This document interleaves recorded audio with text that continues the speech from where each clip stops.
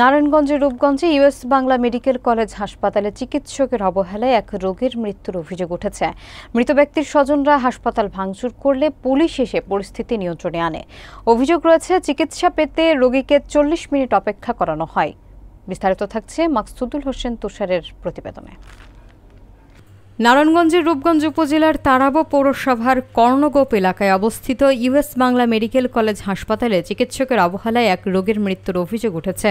স্থানীয় সূত্রে জানা যায়, গত 5 অক্টোবর সকালে রূপসী বাঘবাড়ি এলাকার মৃত আব্দুর রহমানের ছেলে ওসমান গনি অসুস্থ হয়ে পড়লে পরিবারের সদস্যরা তাকে হাসপাতালে নিয়ে আসেন। অভিযোগ রয়েছে, জরুরি বিভাগে ভর্তি করানোর পরও দীর্ঘ 40 মিনিট কোনো চিকিৎসা না পাওয়ায় তার শারীরিক অবস্থার অবনতি ঘটে।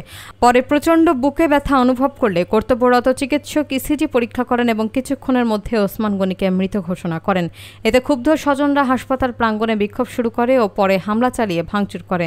খবর পেয়ে রূপগঞ্জ থানা পুলিশ ঘটনাস্থলে পৌঁছে পরিস্থিতি নিয়ন্ত্রণে আনেন। এ বিষয়ে ওসি তরিকুল ইসলাম জানান, মৃত্যুর ঘটনাটি তদন্ত করে দেখা হচ্ছে এবং দুই পক্ষের বক্তব্য নেওয়া হয়েছে। তদন্ত শেষে প্রয়োজনীয় আইনগত ব্যবস্থা নেওয়া হবে বলে জানান তিনি। ঘটনাটি এলাকায় ব্যাপক আলোড়ন সৃষ্টি করেছে।